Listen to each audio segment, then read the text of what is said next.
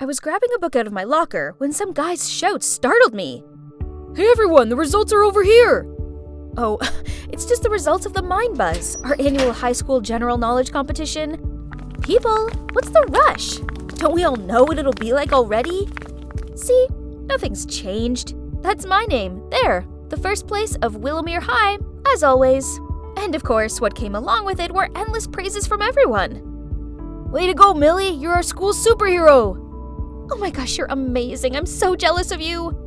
Yep. Hi, I'm Millie, the girl who always aces every school contest and is therefore adored by the other students, all the teachers, and the principal. Later that day, as soon as I stepped out of art class, Alice, my excitable best friend, jumped out of nowhere and squealed out, "I just found this really cool place. We have to go there right now." No chance. I have the final round of the Blast from the Past contest tomorrow. I mean, history is my forte, so I'm sure to win, but I still want to cram in some last-minute studying. Come on, we all know you'll win anyway. You even said that yourself. So let's just hang out for a little, please? Fine, but only 'cause I'm an amazing friend. Okay, I have to admit, this place was actually kinda cool. It's an adorable cafe hidden at the end of a street corner. But wait a minute, what's up with that sticker on the window? Isn't that the Leafmore High School symbol? No way we're setting foot in that taboo place! I tried tugging on Alice's arm and gesturing for us to leave, but she stood her ground and replied, "Come on, Millie, we have to try their croissants. All the food bloggers are talking about it." "But this is Leafmore's territory. Look!" "So? It's not like anyone will recognize us." Before I could comprehend what was happening, she dragged me inside. Oh well, it seems like we've gone too far to draw back, so I may as well sample what this place has to offer. Why was our order taking so long? And what was with Alice? Ugh, how many selfies did one girl need to take? I was clenching my fists to stop myself from anxiously fidgeting when two boys walked towards our table. "Hey cutie, I've not seen you in here before. What grade are you in?" Oh no, how should I answer this question? I quickly turned away, pretending to rummage through my bag to avoid his gaze, but they still didn't leave me alone, as the other guy said, "Wait, this girl doesn't seem to be from our school. Are you?" Oh snap! Did he recognize me? My skin turned clammy with nerves and I thought I was gonna throw up. Then suddenly a voice rang out. "Sorry I'm late. Have you been waiting long?" Then he plonked himself down next to us. Seeing that, the two guys left. Phew! But who is this guy? Do we know him? Oh my god, Evan, it's you! Is that the new Calvin Klein cologne? It smells amazing on you. Huh? Evan? As in, Evan Summers? The top student in Leafmore, aka my biggest competition in tomorrow's contest? To Alice's excitement and my puzzled look, Evan just lightly smiled, then got up to leave. He's indeed a cold angel. What? All he was to me was arrogant. You're probably wondering what the deal between Willowmere and Leafmore is, right? They're the two biggest high schools in this town, but like the same poles of magnets, they repel each other. The two schools have been rivals since forever, competing with each other from academic achievements to collective activities. In competitions organized by the town, such as marathons, Halloween decorations, or even cooking contests. And of course, the students from both schools despise each other so much that we have boundaries in town. For example, this cafe is only for Leafmore students, while only Willowmere students are allowed in that bookstore. Breaking these rules could lead to outright carnage. The schools take this super seriously. Hence, there's even a rule saying we can't interact with each other. And dating is a real no-no. You see, as the top student in Willowmere, I can't let anyone find out I've stepped foot in Leafmore territory, as if they do, my life won't be worth living. And also, because of my #1 position, I have a responsibility to help my school win as many prizes as possible. And this history contest is no exception. I anxiously waited for the host to announce the results. And the last 20 points go to Leafmore High School, which makes them the winners of today's contest. From the other side of the hall, the Leafmore students erupted into applause, and they all charged at Evan and hugged him. Seeing the arrogant Evan with a triumphant face made me even more upset. Congratulations, you were amazing! Alice, we lost. Only by 5 points. Second place is still good, but it was me who was defeated by that Evan. Poor Alice is still trying to keep her shy smile at me. I didn't want to take it out on her either, so I quickly left. The next day I was walking along the school corridor, minding my own business, when I passed a group of students gossiping about me. Poof, she defo lost the quiz on purpose. Yeah, her question was so easy. Everyone knows that the first US dollar was printed in 1862. Why were they saying such mean things about me? I tried my best to ignore their jibes and distract myself with my phone, but what is this? Someone had uploaded a picture of me, Alice, and Evan all sitting together in that cafe the other day. Oh no. And worse still, from this angle, we all looked kinda close. Furious, I went to leave, but Polly, this annoying girl, blocked my way and mocked me. Millie, if you don't like this place, you could have transferred schools. Losing to Leafmore on purpose is just embarrassing. I did no such thing. Not that it's any of your business. I hurried away from her and her smirking friends. The problem is, it seemed like the entire school had seen that picture and concluded that I'm a traitor. At least things couldn't get any worse, right? Wrong. My bad luck continued when I got my English Lit essay back. A B-. This can't be right. I never get anything lower than an A. Ever! I was checking through my test when suddenly there was an announcement on the speaker, asking me to come to the principal's office. Millie, you're usually such an excellent student, but I've received some unpleasant news about you recently, and your grades are slipping significantly. I could only stare down at the floor and mumbled, I'm really sorry. I'd never been scolded by the principal before. This was the worst day of my life. Miss Garcia was silent for a moment before she continued. However, I still have faith in you, so I'm giving you one last chance to prove yourself. The town's hosting a Rube Goldberg machine camp and our school must win. Can you make that happen, Millie? I forced a smile and nodded.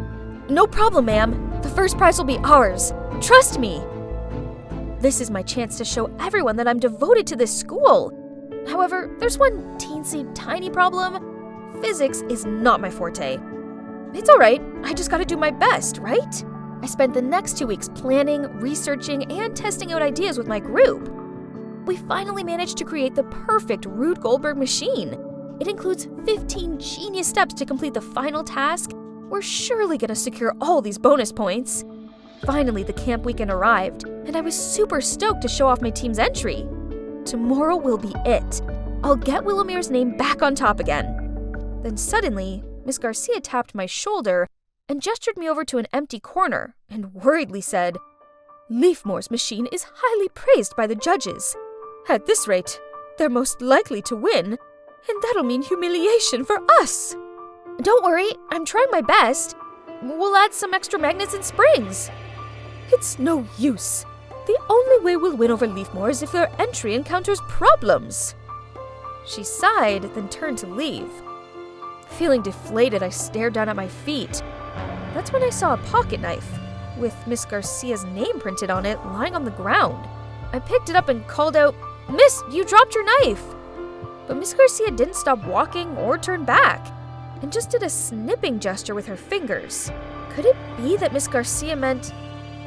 Yep, definitely. That's the only way. So that night, I waited until everyone else was asleep, then I snuck into the gallery and cut a piece of wire holding the light bulb of Leafmore's model. That should be enough. I was about to leave the room when suddenly the lights came on. What are you doing here? You just did this, didn't you? Yeah? So what? Go ahead, tell on me if you want. This is all so meaningless. Then he sat down and started fixing his model. Huh? What's meaningless? Good God, he's so full of himself. Fine then. Just you wait, Evan. I'll beat you with my own talent. Let's see if you'll still be Mr. Arrogant then. It was my team's turn, and for the first 3 steps, the Rube Goldberg machine worked quite smoothly. But when it came to the 4th step, suddenly the wooden slide collapsed, causing the marble to fall to the ground and the machine to stop working. We all stared at each other in panic. No, this couldn't be happening! We tested it many times this morning and it had worked perfectly fine.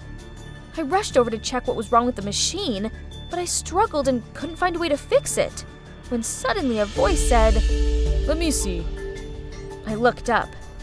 It was Evan. I stepped aside to make room for him, when suddenly Ms. Garcia appeared. "I see what's happened here. Clearly, Leafmore High knew the only way they'd win was by sabotaging the best entry." The whole hall started to stir, but I felt my skin prickle with unease. I didn't think this was Leafmore's doing.